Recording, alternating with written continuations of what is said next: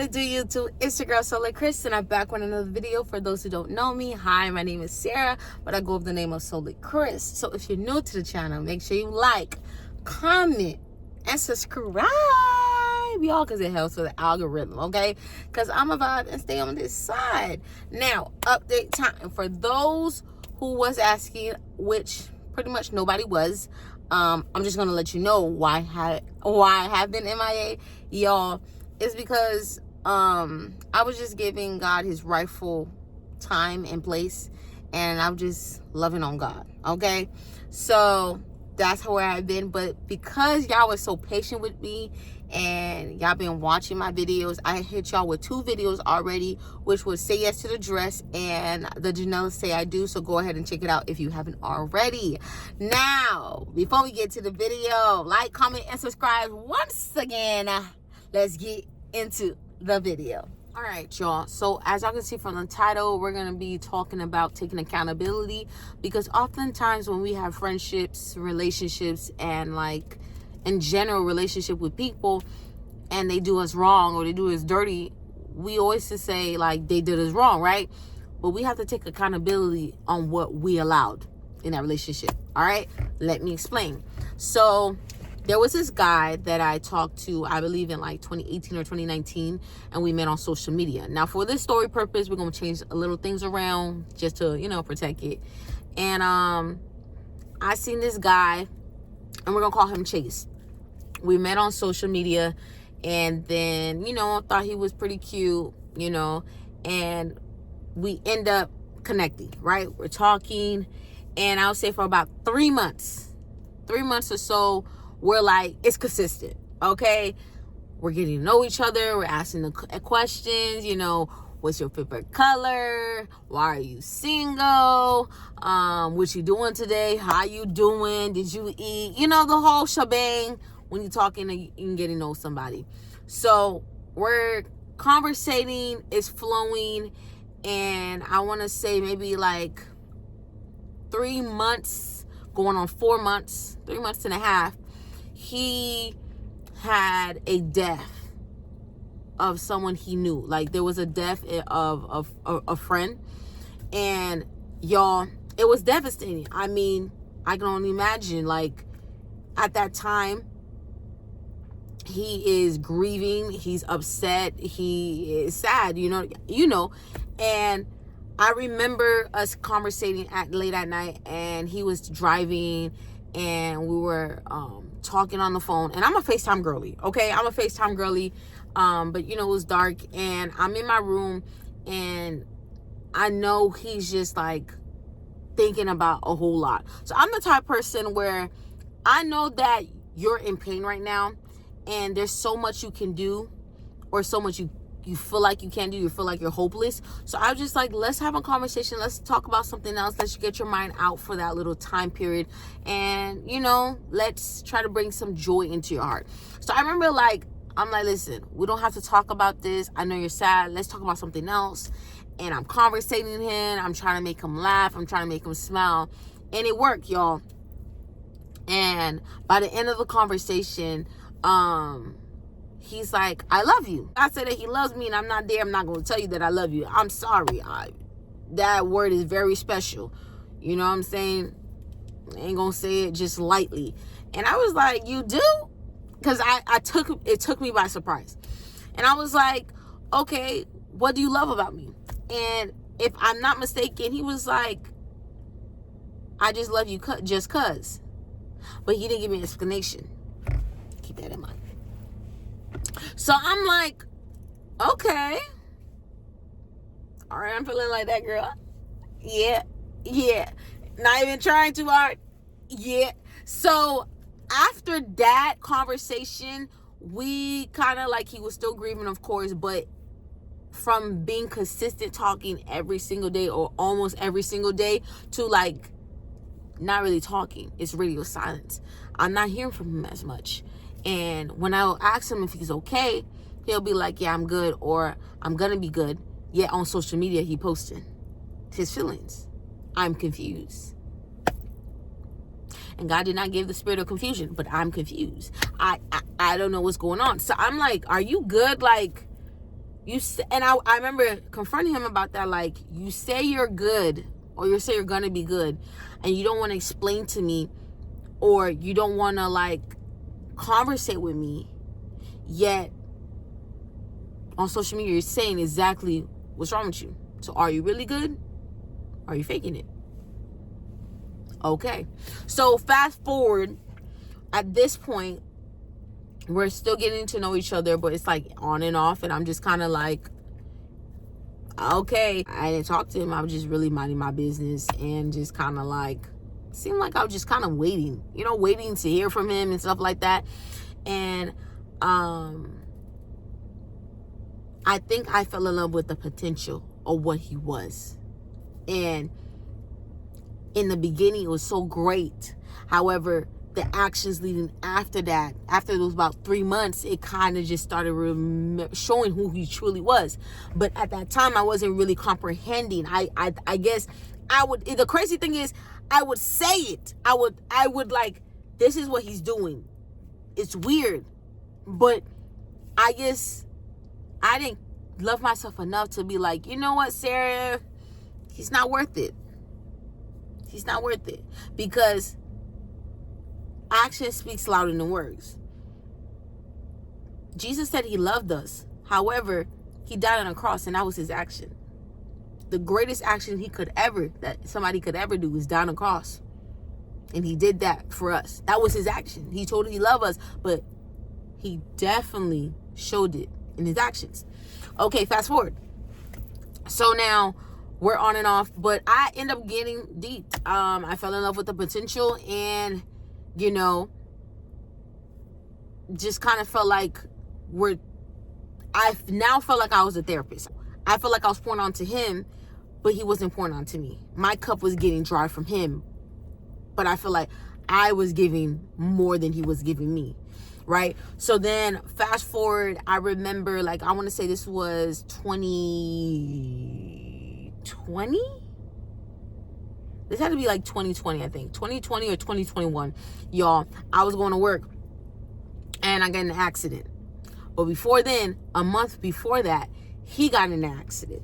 And at this point, we were like on and off, not really talking. And I remember telling my sisters, like, I don't know, I feel like there's something wrong with him. Like, I feel like something happened. Like, I just have this feeling like there's something wrong. And I remember reaching out to him, and he was like, yeah, I got in an accident. Okay, so he got in an accident, and, of course, he got it fixed. So then, let's say a month later, I get in an accident. Now, I text him like, hey, like, what's up? And he was like, what's up? And I was like, I need a favor. Now, before I tell y'all the favor, I asked him, what y'all think I said? I'll give y'all a little minute to think about it. Right. So I was like, hey, I know that you got in an accident last month. Is there any way you can give me the contact information, the person who fixed your car? Because I needed somebody to fix the car because the front of my car was messed up. Yeah, I was at fault. Okay, so I needed someone to fix the car. And I was like, hey, this is like my man, but not my man. So I'm going to ask my man, like, can you help me out? So I was like, hey, can you give me the contact information of the person who fixed your car? He read my message, never responded to me.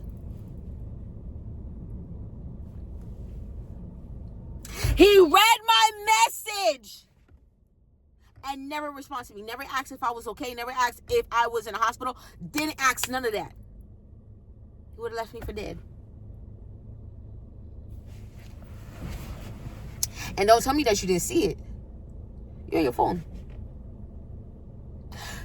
At the time, I said, okay, maybe he didn't see it, right? Maybe the message I said read, that's not it. Like sometimes you go on the message and then you just kind of skim through it and you just like whatever. So I'm like, maybe, just maybe, even though he read it, he didn't read it. You know what I'm saying? He didn't really read it. Let's say this thing, it was a Friday. I remember it was a Friday. Okay, so Friday happens. Let's give it to Saturday if he's going to ask if I'm okay. Let's give it to Sunday if he go ask okay. Not once. Radio silence. That man did not text me. That man did not call me to ask if I was okay. And none of social media knew about it because I didn't post it. So you have my number, not just my social media contacts. You have my number. Not once did he ask if I was okay. I took it as you don't care. So that same day that I got in an accident, I realized that he wasn't going to respond. I realized that he's not going to check and see if I was okay. So who I go ask? My daddy. Because my daddy going to pull through every time. And my daddy got it for the low. My daddy fixed it. So what does that tell you? What do we learn on that? What do we learn? I was like, dang, that's crazy. Like, this man, he don't care about me. And I remember, like, cold turkey, I ain't say nothing to him. Because you know the thing is, though, I end up, like, let's say, like, I don't know how long ago, I wouldn't say maybe like 3 months, I end up, like, trying to tell him, like, yo, like, I feel like that's kind of crazy. Like, you didn't even check up on me, this and that. And every single time, he did not, it's like he did not want to hear that. He ignored me. Literally ignored me. But did I completely cut him off? No, dummy. Did you completely cut him off? Or her off? No, dummy. We allowing these people to treat us this way after they showed us who they truly are. Now, last incident that happened, I remember we were outside hanging out, and my dad, he got up and he had seen me. So I was outside and my dad was looking for me, and he was just kind of like, where's Sarah? And basically I was outside. So when I got inside, my dad was just like, who you hanging out with? And I was like, I was just outside, you know, looking something in the car. And my dad was just like, try again. And I remember telling him, like, I was with a friend, and he was just like, this person want to see you at night. Like, they really not that, they not serious about you, because it shouldn't be at night that they're trying to see you. Make a plan for the daytime. Are you a roach? My daddy asked if I was a roach, and at that point, my dad ate me up. He ate me all the way up. And he was just kind of like, stop talking to that man, because he don't respect your time. And when my daddy told me that, what did I do? I listened. I stopped being a dummy, and I listened. And I cut him off. I was just like, yeah, I can't do this no more. And he was like, oh, is it just for this situation? I'm like, actually, no. This was like the cherry on the top of everything that has transpired in our relationship. And at the end of the day, I just needed a little bit more sense in me, and just a little, like, a shook from my daddy to let me know, like, yeah, he ain't the one. I don't ever bring him to my house. He's not welcome.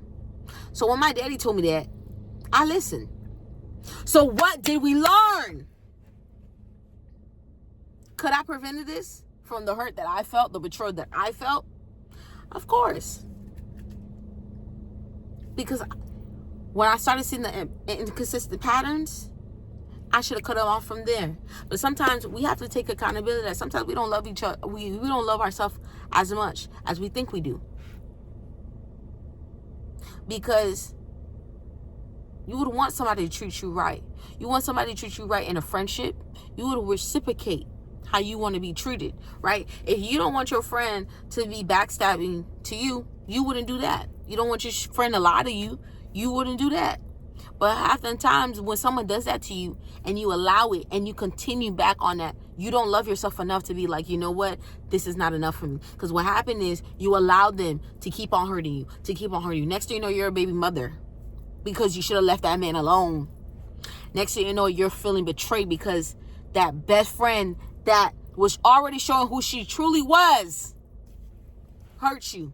Not once, not twice, if not the third time. And sometimes they don't have to take more than once to show who this person was. But we allowed them because we want to tolerate them. And we want to give that second chances. And sometimes forgiving somebody for what they did to you doesn't necessarily mean that they need to be in your life. You can love somebody from a distance. And one thing about it is sometimes we hold on to not forgiving this person, and you just be like, they did me wrong, they betrayed me, they trifling, they did all this. And the real question is, why aren't you forgiving you? Because oftentimes you're mad at the person who did you wrong, but sometimes you don't forgive yourself for what you allowed. And we got to forgive ourselves. We got to forgive ourselves, right? And forgiving somebody is never for them. It's for you, so you can have peace. Because while this person did you wrong and they move on with their life, you're still holding on to the resentment, the bitterness, the betrayal, the pain. But when you let that go, you could look at this person and be like, as if it never happened. Y'all, literally, in the time that I was gone on social media, I was definitely on the You're the Bride fast. And for those who don't know, that is that was basically held from that was that was basically the leader of it would be Tiffany Montgomery. And for those who think that the Year of the Bride is about marriage, is really just falling back in love with God. It's falling back in love with God and making sure that God is back in his rightful place. And one thing of the fast that she said was to forgive. One of the days were to forgive and forgive those who hurt you. Oftentimes the enemy will send people to hurt you so that you will hold on to that bitter, that resentment, that anger, so that you can never be free. You got to understand that forgiving somebody is never for them. It's for you, so you can let go and be free from what they hurt you. Yeah, it hurt. And oftentimes when we in the situation that people cause, yeah, they did you wrong, but you allowed it. You allowed it. Oftentimes people tell you who they are in the beginning. They say when a man tells you who he is, believe him. When a girl tells you who she is, you believe her. This is not just relationship. This is friendships. This is situationships. And I mean, we live in a generation where situations is at an all-time high. Let that man go. Let that female go. Let it go.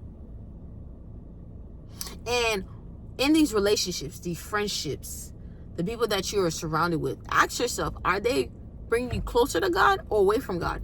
And ask yourself, take a mirror at yourself and see, are you the person who's bringing people closer to God or away from God? It all starts with accountability and saying, sometimes I am the problem. And if you are the problem, stop it. Get some help. We definitely we need you to come ahead and go pray that. We need you to come fast it out. I need you to go ahead and go ask God for repentance. Go repent and go fast and change your mindset and the way you move. Because, y'all, don't nobody want to be arguing, crying over somebody who did you wrong and you knew about it, because they already showed them who they were the first time. They showed them their tail already. But yet you want to, instead of pushing away these red flags, you want to start high-fiving them. And that was me. Y'all, I was at a point where with the whole situation with that man, I call him Chase, right? With the whole situation with Chase, y'all, I was literally like, I was saying, this is what he's doing. This is how I feel. I remember writing it out, journaling, like, this is how he's making me feel. This is how I feel. But yet the thing is, I didn't love myself enough to let go and walk away. A lot of the reason why we are allowing these men, we're allowing these females to hurt us this way, because you don't love yourself enough, and you need to learn how to love yourself. And the best way is go to God. He is the truth. Accept Jesus as your Savior if you haven't already. The reason why I don't hold on to the bitter, the angerness, things of people who did me dirty is because I already know that God got my back. I know that God is going to handle it for me. And that don't necessarily means like vengeance or you want revenge on the person. It's just knowing that God is going to handle it. Like after praying about it, after fasting about it, and I give it to God, I know that God is going to allow me to not even dwell on it anymore. Because ain't nobody want to hold on to a resentment or anger. That's so much. That's heavy. Literally, y'all boys, like, that's heavy to be in, like, to feel angry at the world, to feel bitterness. Like, that's heavy. I don't want that. I like to smile. I like to have fun. I like to be with my family. And I don't got time for that. Ain't nobody got time for that, baby. Definitely take accountability. Definitely, I want everybody to really look at yourself, look at your circle, look around the people who are around you, and ask yourself, like, who are these people to you? Like, are they helping or are they not? So thank you for listening to my story / rant / advice video. Yeah, y'all. Thank you so much, y'all. I will see y'all in the next video. Make sure you like, comment, and subscribe. Definitely like this video. Definitely share this video. But definitely really like this video because it helps with the algorithm. And I will see y'all in the next video. Bye.